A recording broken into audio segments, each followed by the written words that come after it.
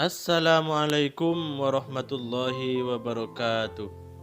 Sahabat Aswaja yang dirahmati Allah. Seringkali amaliyah yang menjadi rutinitas umat Islam Ahlus Sunnah wal Jamaah mendapatkan tuduhan dan hujatan dari kaum tekstualis Salafi Wahabi.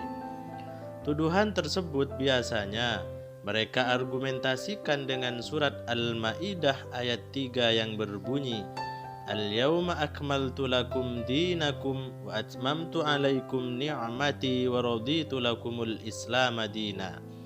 Yang artinya, pada hari ini telah aku sempurnakan agamamu untukmu dan telah aku cukupkan nikmatku bagimu dan telah aku ridhai Islam sebagai agamamu.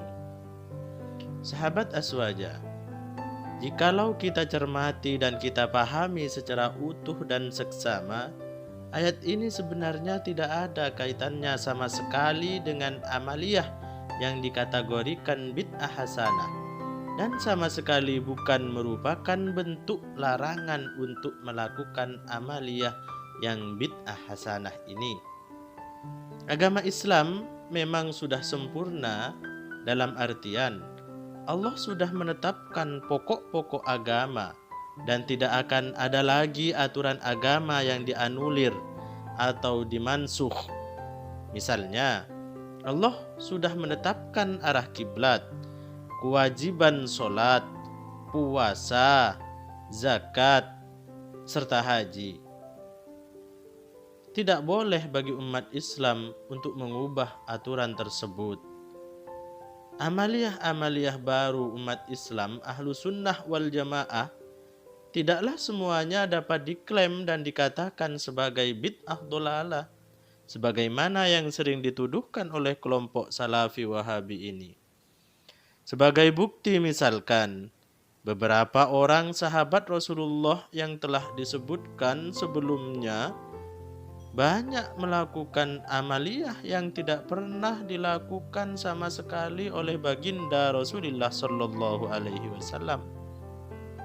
Contoh diantaranya, sahabat Bilal pada waktu itu melakukan sholat sunnah wudhu. Abu Bakar yang pada waktu itu, pada waktu kepemimpinan beliau, Abu Bakar mengumpulkan Al-Quran yang sebelumnya tidak pernah dilakukan pengumpulan Al-Quran oleh baginda Rasulullah. Utsman bin Affan menetapkan azan Jumat, yang lagi-lagi ini azan Jumat 2 kali tidak pernah dilakukan oleh baginda Rasulullah Sallallahu Alaihi Wasallam. Jadi semua amaliyah tersebut sama sekali tidak pernah dilakukan oleh baginda Rasulullah Sallallahu Alaihi Wasallam. Bahkan kalau kita cermati ulama yang selalu menjadi rujukan kelompok Salafi Wahabi ini, seperti misalkan Imam Ahmad bin Hanbal dan Ibnu Taimiyah, sebenarnya juga mengamalkan sesuatu yang tidak pernah dilakukan oleh baginda Rasulullah. Imam Ahmad misalnya, beliau senantiasa mendoakan Imam Syafi'i dalam sujudnya selama kurun waktu 40 tahun.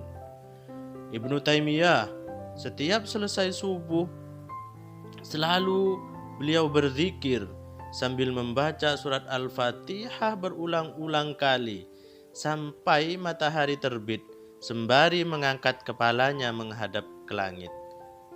Dengan kita melihat kenyataan amaliyah yang dilakukan oleh ulama yang selalu diagung-agungkan mereka ini, apakah pertanyaannya kemudian kaum Salafi Wahabi ini berani mengatakan bahwa Imam Ahmad dan Ibnu Taimiyah mengada-ada dalam urusan agama atau melakukan bid'ah dhalalah sebagaimana yang kerap kali mereka tuduhkan pada kelompok Ahlus Sunnah wal Jamaah? Tentu saya yakin jawabannya adalah tidak. Dengan demikian sahabat Aswaja, sejatinya tuduhan kaum Salafi Wahabi ini hanyalah bentuk sentimental mereka saja kepada kelompok umat Islam Ahlus Sunnah wal Jamaah, sehingga apa saja yang mereka anggap tidak sepaham dengan mereka maka dianggaplah suatu kesesatan, dan dengan segala cara apapun mereka akan berdalih dengan dalil Al-Quran meski ayat yang diambil tidak sesuai dengan konteksnya. Seperti halnya yang mereka pahami terhadap surat Al-Ma'idah ayat 3 tersebut.